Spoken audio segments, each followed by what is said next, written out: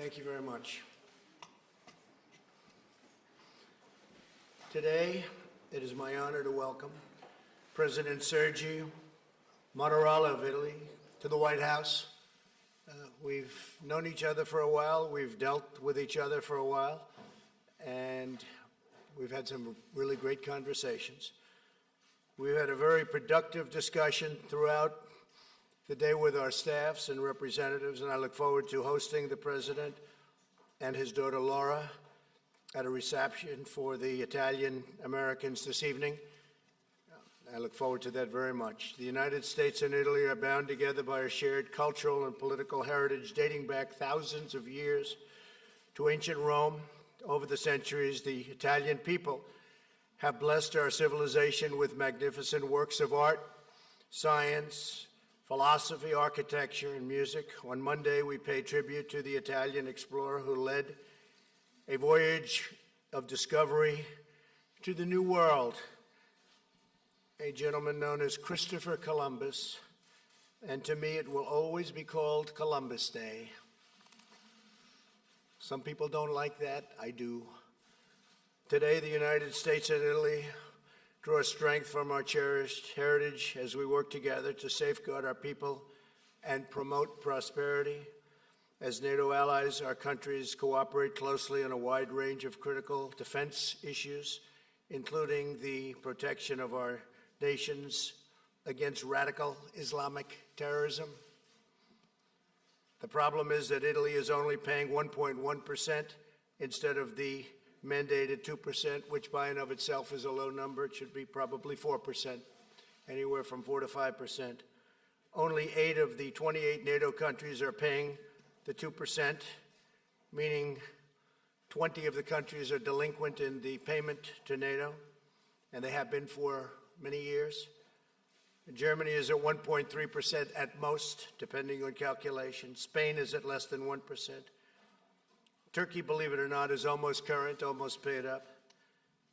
And I want to just thank Secretary General Stoltenberg because he's going around saying that President Trump was able to raise over $100 billion last year, which is true, but it's still only a large fraction. It's still a large fraction of the amount of money that's owed by many of the countries that aren't paying their dues. We hope that Italy will boost its defense spending in order to meet NATO's minimum 2% of GDP. And I will say that they have just purchased, and we learned about it today, 90 brand new, beautiful F-35s. The strike fighter program is doing phenomenally well. One of our major challenges and the challenge facing NATO today is instability in the Mediterranean, North Africa areas. And much of the volatility in that region stems from the violence in Libya, which is very close to Italy's borders. The President and I were talking about that at great length, big problem. The ongoing Libyan conflict has led to a migration crisis, placing significant and unfair burdens on Italy in particular. I've asked that the European Union get much more involved because they're not involved enough. That's a problem for the European Union. They do very well with us on trade. They had a trade surplus with the United States over the last 5 or 6 years of about $150 billion a year. They have to get more involved and help Italy. The Italian government has stepped up as a leader to fight this illegal immigration. We urge also our NATO and European partners to take firm action to halt illegal immigration and uphold sovereign borders. Immigration control is critical to national security and essential to the well-being of our citizens. Nations must be able to vet, screen, and properly manage entry and admission into society. You know the legislation that we had passed. We have absolutely no help from the Democrats on our borders, absolutely nothing.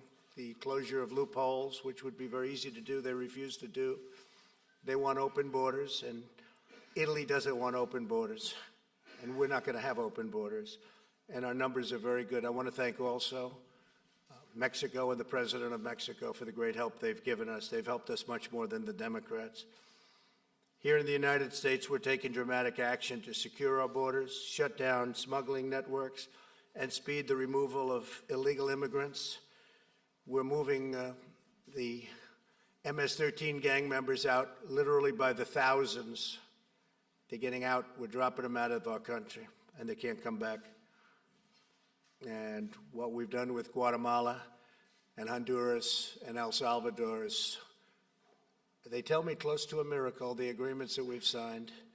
They accept them back and they keep them back. It's a much different relationship than we've ever had with those three countries, and I want to thank the leadership of those three countries. We've been working very well together. Our message is clear. If you enter illegally the United States, you will be promptly returned home. They're all returning home. It takes a long time because we've had years of people coming in, staying, and that's the end of that. President Mattarella also discussed the steps we must take to enhance commerce and economic growth between our two countries. Our nations are already investing nearly $70 billion in each other's economies. Without the burdens, as unfair as they are, imposed by the European Union, we would actually have a much higher number than $70 billion between Italy and the United States. However, we can do more, and we can achieve fairness and reciprocity, which we don't have right now. America's trade deficit with Italy accounts for about 20% of our nearly $150 to $170 billion, probably, according to some estimates, could even be $178 billion annual trade deficit with the European Union. We welcome Italy's support for a mutually beneficial trade agreement with the EU that ensures a level playing field for American workers, and it hasn't been that for many, many years. I could solve the problem instantly, but it would be too harsh. It would involve tariffs on European products coming into this country, and for right now, we're going to try and do it without that. But that would solve the problem instantly because the United States is not being treated fairly. We also welcome Italy's participation in combating predatory trade and investment practices worldwide, especially in technology. We must work together to shield our intellectual property, critical infrastructure, ports, and data security. I applaud Italy's recent commitment to use only safe and trustworthy technology providers, components, and supply chains, especially relating to the 5G networks. We will work together to take further steps to secure the technology of the future. And speaking of 5G and how it relates to China, we've done a rather incredible trade deal, especially right now, phase one, for our farmers and for the finance industry, financial services. And it's been really quite amazing. Excuse me? Is there a problem back there? It's been quite amazing. The level of receptivity has been much different than in the past. China and myself, our representatives, their representatives, have made a deal from $40 to $50 billion in farm products, agricultural products. People said we were hoping for 20. So China's been good, and they've already started purchasing, by the way. That's already started. The agreement, we hope to have it signed sometime prior to Chile. We're going to Chile. President Xi and myself will probably do a signing over there of phase one, assuming it all gets finished up, which we think it will. There's been a lot of goodwill between the United States and China over the last period of time. So we're signing from $40 to $50 billion, and that will, because it was incorrectly reported in the press, shockingly, that will take place.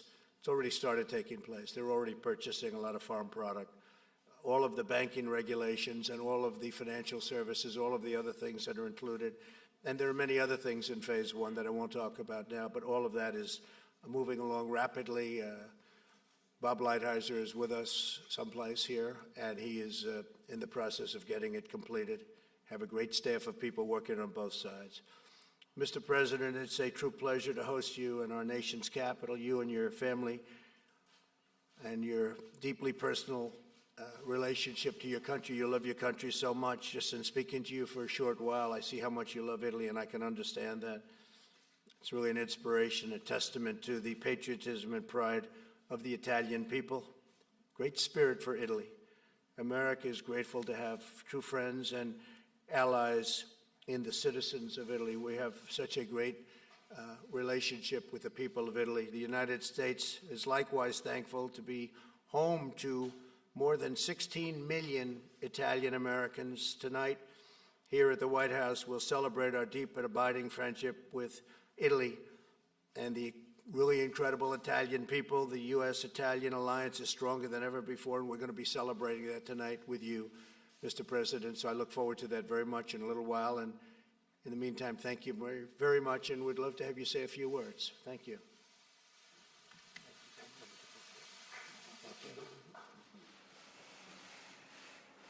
Desidero ringraziare molto il Presidente Trump per l'invito for his invitation e per l'accoglienza and riservata a me e for alla the delegazione che mi welcome, accompagna. both to myself and to my entire delegation. I rapporti tra The Stati Uniti e relationship Italia sono between the United caratterizzati States da and Italy un'amicizia are marked profonda by a deep friendship e da comunanza di and interessi, by common interests, rafforzate l'uno e l'altro dalla presenza negli Stati both Uniti strengthened by the presence tanti here in the U.S. americani of so di many origine italiana. Americans of Italian descent. Anche per questo sono lieto di poter That's svolgere questa another visita reason in why I'm questo so mese di happy ottobre, to be here on this visit dedicato in anche October, quest'anno al dedicated retaggio, al patrimonio this year italo-americano. again to Italian heritage. Vorrei riprendere il riferimento che ha fatto il I'd like to go back Presidente to what Trump a President Cristoforo Trump was Colombo, saying when he mentioned Christopher Columbus, che ha aperto orizzonti, who opened up new ha posto horizons. ha fatto conoscere e posto in collegamento continenti che si ignoravano. Got to know and connected continents E a which giudicare ignored dal one ruolo another. dell'America nel mondo, And based sembra on che the abbia role fatto of un the buon U.S. lavoro is in the allora. world, it seems to me that he did a good job back then. L'Italia vede negli Stati Uniti non soltanto To Italy, un alleato the fondamentale, U.S. is not only a ma fundamental anche un ally, paese con il quale condivide it is also a country lo with which stesso cammino it democratico, shares the same path of democracy, insieme al quale si riconosce A negli country stessi valori, which shares the same values of freedom, of the protection of human rights, of the respect for minorities, of the rule of law. Italy's international vision is based on the pillar, which is the Atlantic Alliance, which then over time also led to European integration of the European Union, which was a consistent process. These are two essential elements in our foreign policy and in our cooperation. We are united. The US, Italy, and Europe are united due to our history, due to our common references, due to the culture we share, and due to the very intense human relations we have between our fellow citizens. As President Trump mentioned earlier, we talked about NATO.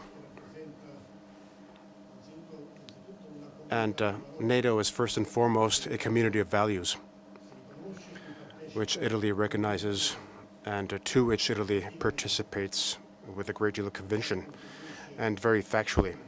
Italy has always contributed very intensely to NATO missions and operations, and with a great deal of effectiveness. We have substantially supported the activities of the alliance. And I'd like to remind you of the fact that besides being the fifth contributor to NATO, Italy is the second contributor in terms of the troops it devotes to NATO missions. And after the US, we rank number 2 in the number of troops participating in NATO operations. Along with all of the other missions we perform through the UN and in the coalition against terrorism, which has developed in recent years. And I'd like to remind you of the fact that as we speak, 6 Italian F-35s of the Italian Air Force are patrolling the skies over Iceland within the framework of the second NATO mandate as a way of ensuring peace and security. Italy has constantly reiterated that the transatlantic spirit has to be nurtured, protected with all of our strength in all the dimensions of the relationship we share. And with this spirit in mind, I hope that with the new 5-year parliamentary term within the new European Union, we can foster our cooperation on trade between the US and the EU.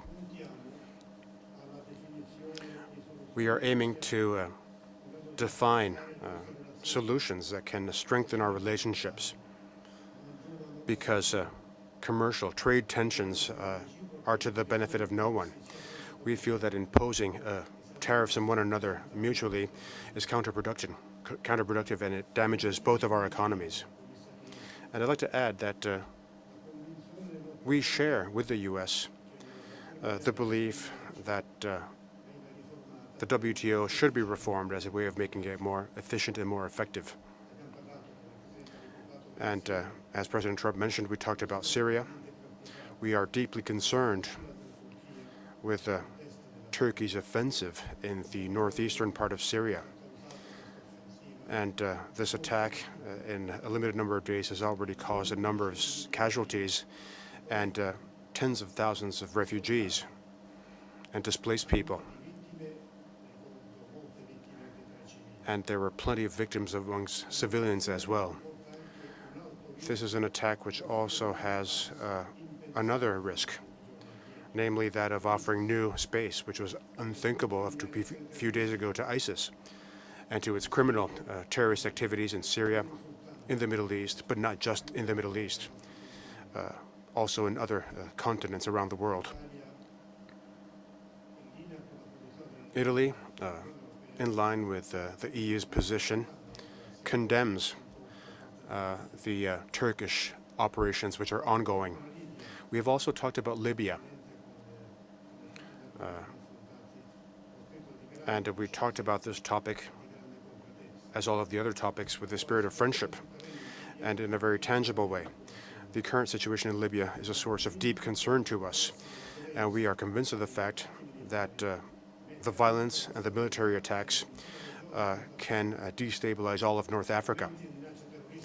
It increases the threat of terrorism, and it contributes to creating an environment which fosters all kinds of illegal trafficking. And of course, it jeopardizes the production of energy in that country. And most of all, it denies the Libyan people the possibility of finding a peaceful solution, which it deserves after so many years. We talked about our relationships with China together with President Trump. And through an open dialogue with China, we want to defend the world order based on clear rules, with the UN at the center of the world order, and an open and fair market, one which complies with the principles of the World Trade Organization. And from this point of view, we discussed two topics, namely security concerning new technologies, and I'm referring to 5G. Italy has been paying close attention to our national security requirements. It has paid close attention to it, and it will continue to do so. We also underlined the need to have a level playing field in trade and in investments, so that there can be a fair and healthy trade relationship. There needs to be an access to the market which doesn't discriminate anybody. And we need to be able to protect intellectual property for all of the economic players involved without any theft of technology. All of these topics were discussed with a full spirit of friendship, with a great deal of cooperation, along with many other topics.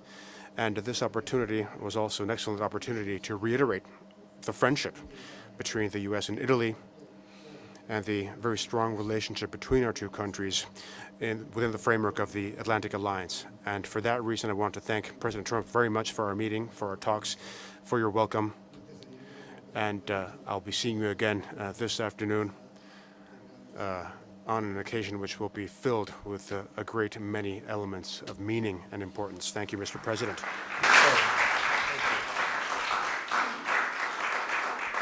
Well, thank you very much, Mr. President. And the WTO, the World Trade Organization, as everyone knows, we just won $7.5 billion because of unfair trade practices.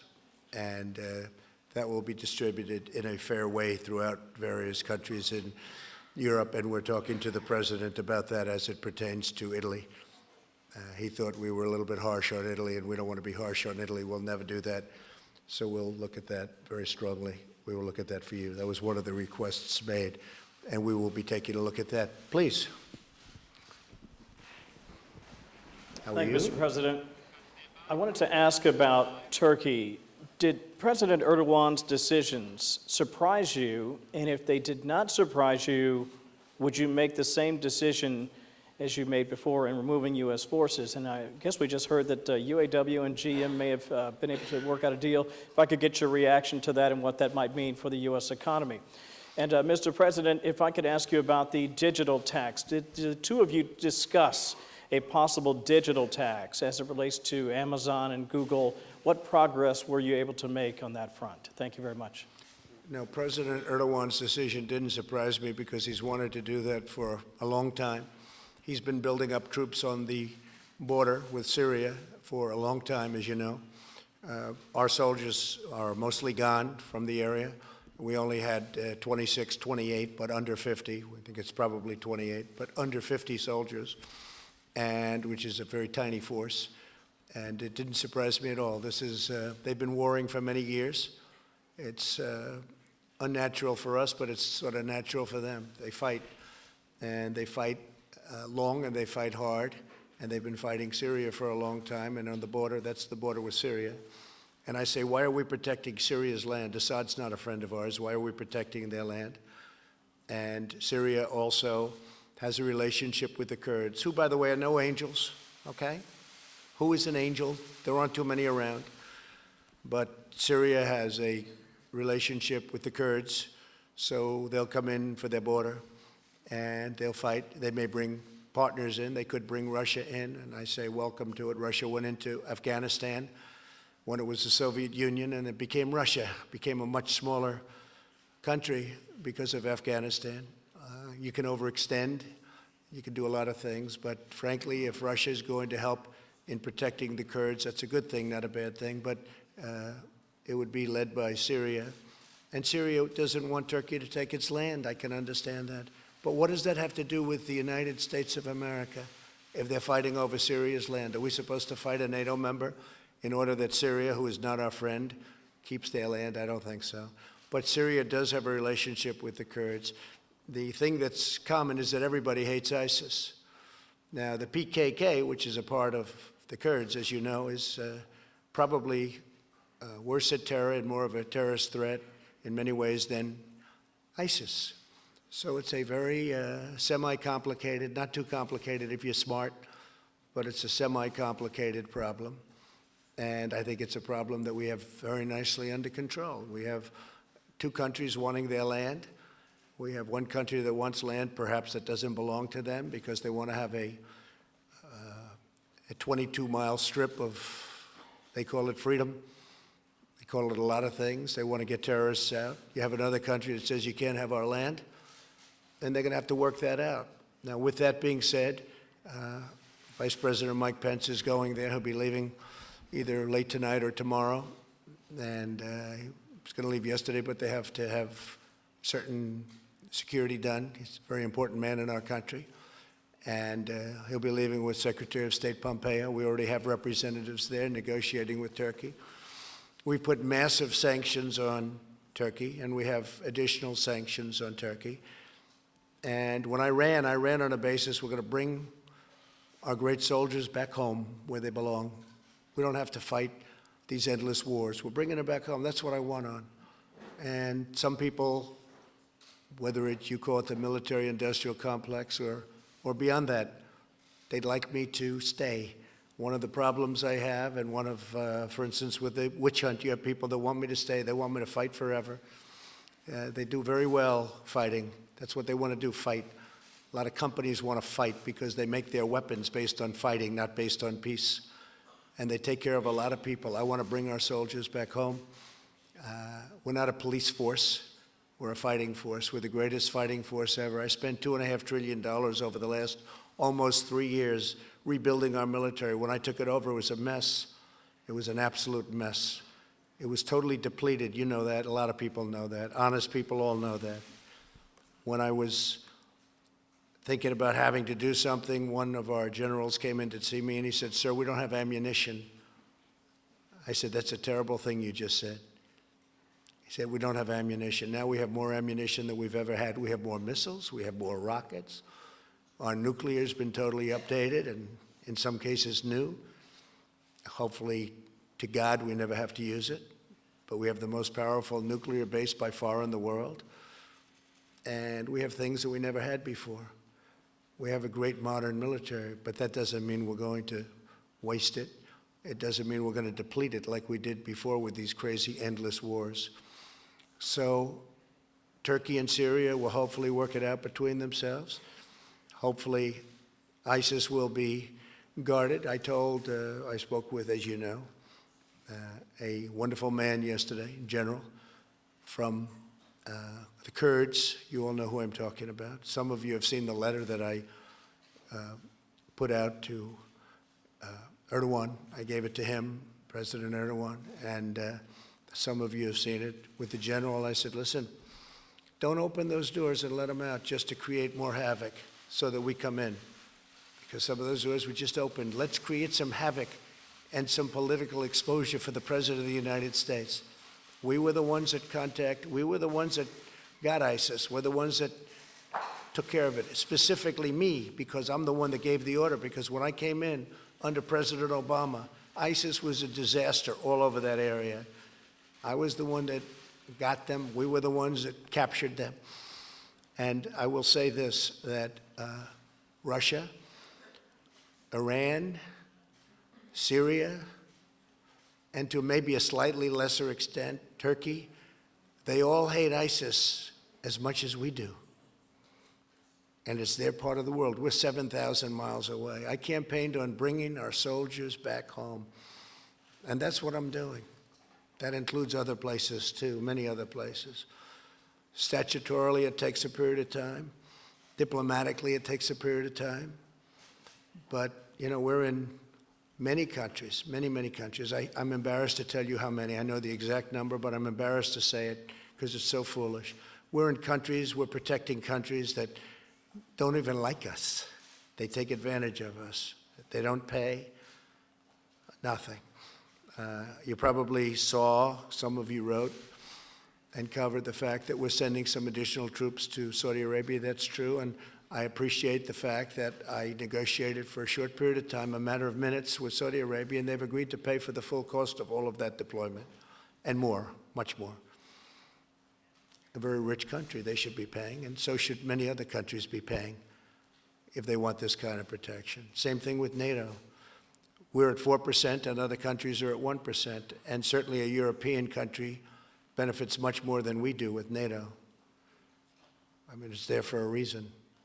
And perhaps we benefit, but not nearly as much as the European countries. Some people say we don't benefit at all.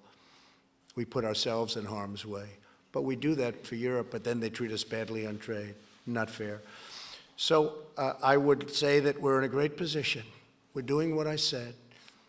We have two countries that are going to argue over their border. Hopefully they'll work it out. We're going to try and work it out. I think our vice president, who's a very capable man, will do well tomorrow. He's going to meet with President Erdogan. President Erdogan said he wouldn't meet with anybody, and he took that back just a little while ago, and he said, no, I will. And I think they'll have a successful meeting.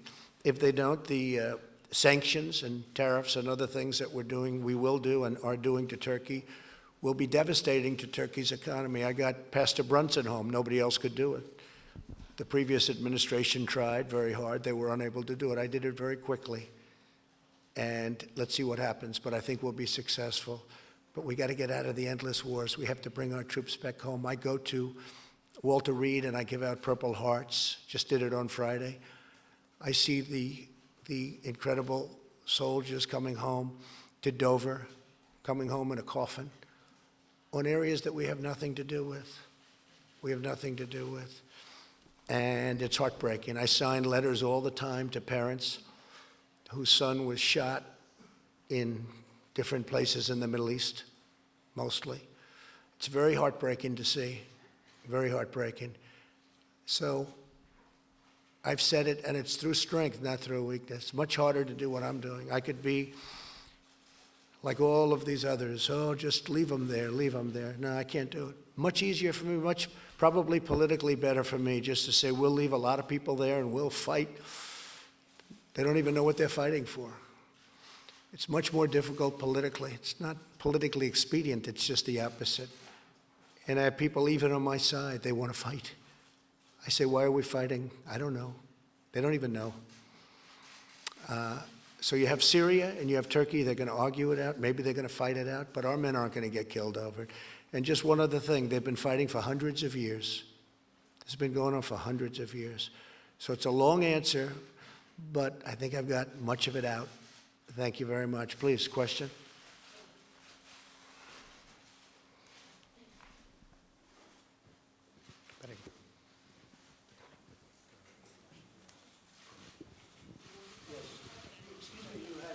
Yes, there is a question. Oh, sure, thank you. Mr. President, I was asking if the two of you discussed a possible digital tax and where that discussion might be going, in particular as it might relate to Google and Amazon and others. Thank you, sir.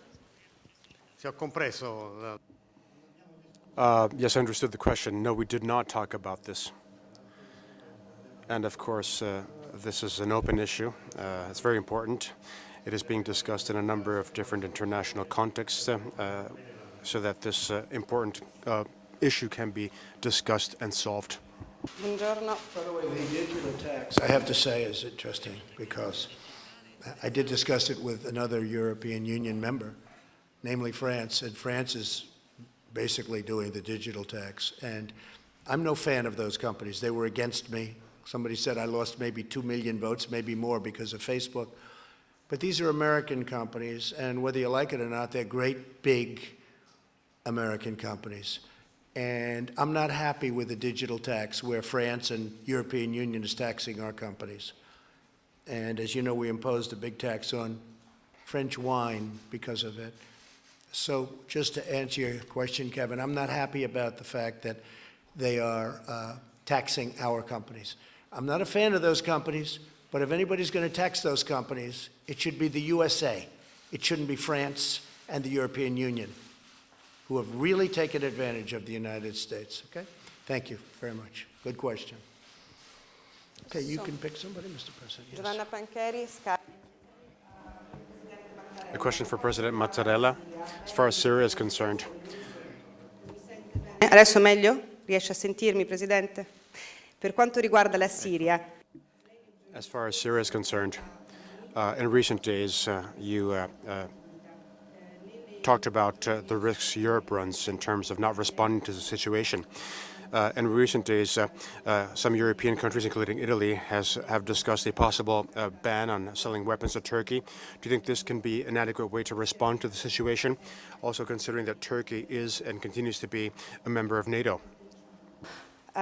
Mr. President, I would like to ask you, on September 27, Attorney General Barr has been in Rome to meet with Italian intelligence officials. I would like to know if you personally talk with Prime Minister Conte to arrange this meeting, which kind of information Attorney General Barr was looking for, and if you were satisfied from the information the Italian intelligence gathered for you. Thank you. Well, I don't know the details. I just know that our country is looking into the corruption of the 2016 election. It was a corrupt election, whether it's Comey or McCabe or Strzok or his lover, Lisa Page, the two great lovers.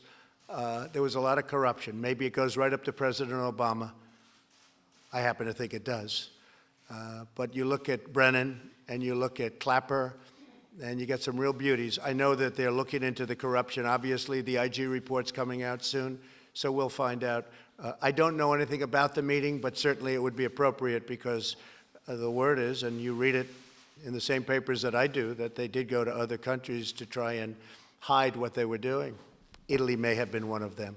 So you'll really have to ask Attorney General Barr. Okay? Thank you. Sì, la Turchia.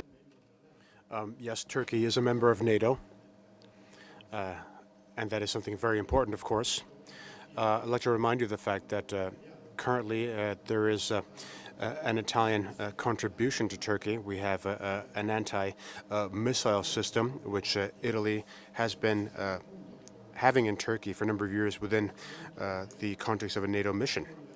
As the Latins said, amicus platus de magis amica veritas, which means something more important than my friendship is the truth. The relationships of friendships and alliances, of course, don't mean that we can't say that the Turkish attack on Syria is a serious mistake. So we condemn that attack with no hesitation whatsoever, due to the reasons I mentioned earlier. The solution, of course, doesn't lie in sanctions. And if the situation continues, sanctions will be inevitable. And Italy has made announcements, as has the European Union. The only solution is to stop all military operations and to retreat from that area as a way of stopping all of the dangers that I mentioned earlier. John, go ahead. I want to pick up on what your comments on Turkey and Syria. Sure. Even after all you have seen, ISIS prisoners freed, all the humanitarian disaster, you don't have any regret for giving Erdogan the green light to invade? I didn't give him a green light. Well, did you tell him? That's Did he the defy same thing you? as you just, when you make a statement like that, it's so deceptive. Just the opposite of a green light. First of all, we had virtually no soldiers there. They were mostly gone. Just a tiny little group. And they would have been in harm's way. You have a massive army on the other side of the border. But more importantly, I didn't give him a green light. And if anybody saw the letter, which can be released very easily if you'd like, I could certainly release it. But I wrote a letter right after that conversation, a very powerful letter. There was never given a green light. They've been wanting to do that for years, and frankly, they've been fighting for many, many years. And when you ask a question like that, it's very deceptive, John. It's almost as deceptive as you showing all of the bombings taking place in Syria, and it turned out that the bombing that you showed on television took place in Kentucky. So, and I'm not even sure that ABC apologized for that, but certainly it was a terrible thing. I'm looking at this, I'm saying, wow, that's pretty bad. And it was in Kentucky, it wasn't in Syria, so I don't know what you're going to do about that, but I think ABC owes an apology. Did you see, Lindsey Graham just said of your remarks that you made in the Oval Office that if you keep talking like that, quote, this will be a disaster worse than Obama's decision to leave Iraq. No, Lindsey Graham would like to stay in the Middle East for the next 1,000 years with thousands of soldiers and fighting other people's wars. I want to get out of the Middle East. I think Lindsey should focus right now on judiciary, like the Democrats, the do-nothing Democrats, as I call them, because they're doing nothing. They're getting nothing done. They're not getting USMCA done between Canada, the United States, and Mexico. They're getting nothing done. And I think Lindsey should focus on judiciary. He ought to find out about what happened with Comey, what happened with McCabe, Lisa, what happened with Peter Strzok, what happened with President Obama, what happened with Brennan. That's what Lindsey ought to focus on. That's what the people of South Carolina want him to focus on. The people of South Carolina don't want us to get into a war with Turkey, a NATO member, or with Syria. Let them fight their own wars. They've been fighting for 1,000 years. Let them fight their own wars. The people of South Carolina want to see those troops come home. And I won an election based on that. And that's the way it is, whether it's good or bad. That's the way it is. And if you look at this country, I'd be willing to bet anything, political instinct, that that's what the country wants. I'm not going to get involved in a war between Turkey and Syria, especially when, if you look at the Kurds, and again, I say this with great respect, they're no angels. If you look at PKK, take a look at PKK. ISIS respects PKK. You know why? Because they're as tough or tougher than ISIS. You take a look at a lot of the things having to do, you have to say it, nobody wants to say it. We're making the Kurds look like they're angels. We paid a lot of money to the Kurds, tremendous amounts of money. We've given them massive fortunes. And you know what? It's wonderful. They fought with us, but we paid a lot for them to fight with us. But just so you understand, we were the ones that captured ISIS. People let some go. They opened a couple of doors to make us look as bad as possible. We have a situation where Turkey is taking land from Syria. Syria's not happy about it. Let them work it out. We shouldn't be over there. And you should get your accounts correct. And you shouldn't be showing up buildings blowing up in Kentucky and say it's Syria, because that really is fake news. Yes, please, ask a question. But you don't think the country's worried about ISIS? I mean, you mentioned earlier you think some of the countries might hate ISIS more than the United States. Absolutely. Russia hates ISIS. Russia hates ISIS as much as the United States does. Iran hates ISIS. I mean, we're fighting a war for Russia. We're fighting a war for Iran. You look at Syria. Syria hates ISIS. We're over there killing ISIS, and we're killing. Don't forget, we're 7,000 miles away. So we're killing ISIS. We're 7,000 miles away. Russia's much closer. Iran is right there. Turkey is right there. They all hate ISIS. Turkey a little bit less so, but the others very much. Russia had a plane blown up by ISIS. Russia wants nothing to do with ISIS. Russia's tough. They can kill ISIS just as well, and they happen to be in their neighborhood. And all I'm saying is this.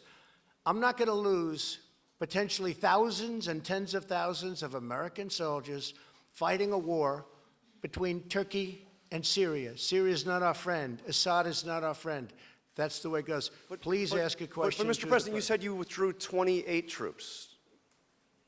28. They say it was 28. We thought it was 50, but it was about 28, 26 to 28 troops. And all look what's accounted happened for, since nobody that- injured. Listen, all accounted for, nobody injured, nobody missing. It's really nice. But look what's happened since those troops were withdrawn and since you had that conversation with President Erdogan. You know what's happened? No American soldiers have been killed. That's what's happened. And other people will go in, and very easy to recapture those people that probably the Kurds let go to make a little bit stronger political impact. And that's okay. I fully understand it, but that's the way it goes. We're bringing our soldiers back home, and we've done a great job. We were supposed to be in Syria for 1 month. That was 10 years ago, and we've been a police force. It's time to bring our soldiers back home. That's the way it is. We've had no soldiers injured or hurt. That's because I'm president, and we're the boss. Just remember that. We have the most powerful military in the world by far. Please. Mr. President, what is the view in Europe of the President's decision to withdraw, to make the abrupt decision to withdraw from Syria? Sulla Siria, Well, I already answered a question regarding Syria. I'm not here to judge what other countries do, but to say what my country's position is. And our position is what I mentioned earlier on Syria, on the fact that we condemn what Turkey decided to do in recent days with no possible ambiguity.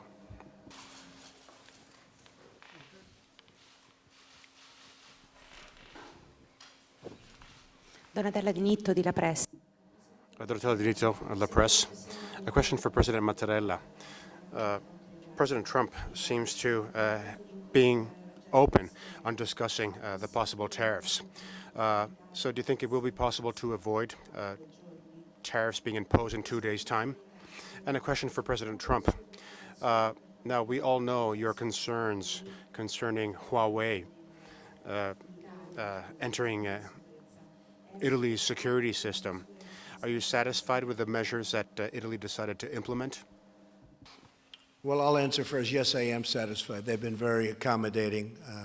They weren't at the beginning, and they have been since then. And I want to just thank the Italian government and your prime minister, actually, in addition to the president. But as you know, I had long conversations with my friend, and they were very nice. So I am very satisfied. And we just discussed the same conversation with the president. Very satisfied. Thank you. per quanto riguarda As far as the topic of tariffs is concerned, tariffs following the WTO decision on the EU's contribution or the subsidies to the Airbus consortium, I already mentioned what our belief is. Let me repeat it. I think that within the transatlantic relationship and with the friendship that there has always been between the U.S. and the EU, it would be preferable to discuss our respective positions so that we can find a solution which takes into account the requirements of both parties, and that's wholly possible. The alternative would be that of imposing tariffs. Currently, following the WTO's decision concerning Airbus, there may be tariffs, and there may be tariffs in 6 months' time concerning the subsidies given to Boeing. This is a mere race between tariffs and mutual tariffs. I think it would be best to meet and to deal with our mutual needs so that a solution can be found. But if we don't do this now, it will have to be done soon. And I believe it would be best to find a solution immediately instead of imposing tariffs, which would lead to other tariffs, and that would be a damage to both of our economies. Well, actually, the tariff situation is interesting because it's like I said with China, and turned out to be true. We cannot lose a war of tariffs because the imbalance is so great between the United States and, in this case, the European Union. Also true with China. That turned out to be right. We've collected tens of billions of dollars of tariffs. We've given some to the farmers to make them even. And now the farmers are going to have a bigger contract than they ever thought possible. They won't be able to produce even that much, but I think they will because they're incredible and genius. As I say jokingly, but probably not jokingly, they'll just have to buy larger tractors, which is probably what they're doing right now. But the farmers come out so well. But in a war of tariffs with the European Union, the trade imbalance is so great that we can't lose that because they do much more business than we do. And that's unfortunate. But the word reciprocity is probably my favorite word. Of all of these words, all of the semi-complicated, complicated, to me not complicated at all, things that we're doing, it's got to be reciprocal. And it's not. The European Union's taken tremendous advantage of the United States. Many of us come through, one way or the other, through the European Union. That's the good news. The bad news is they've been very smart. They've been very smart. Jean-Claude has been brilliant. Now he's leaving, but he's been brilliant at really helping them and not helping us. And so that's changing now. But we can't lose that particular war of tariffs because the trade imbalance is tremendous. It's tremendous. And if you look at what they don't have, the barriers that they put up tremendous barriers to our doing business in Europe, tremendous barriers, both from a monetary standpoint and what they call non-monetary barriers. It's a very tough thing. Our farm products, very hard to get them in. Our cars, very hard to get them in. And yet they send Mercedes, they send BMW, then they send Volkswagen, Renault, in the case of France. So it's a very tough situation for us for many years, but now it's a very tough situation for them because I can remedy the situation very easily. And there really is not any financial counterattack. Hopefully I don't have to do that. We are, with all of that being said, we are talking. We're talking with some new people in Europe. And I hope it's going to be successful. That way we don't have to talk about it or worry about it because our relationship should be a great one. But we have to be treated fairly on NATO, and we have to be treated fairly on trade with the European Union. Thank you all very much. Thank you.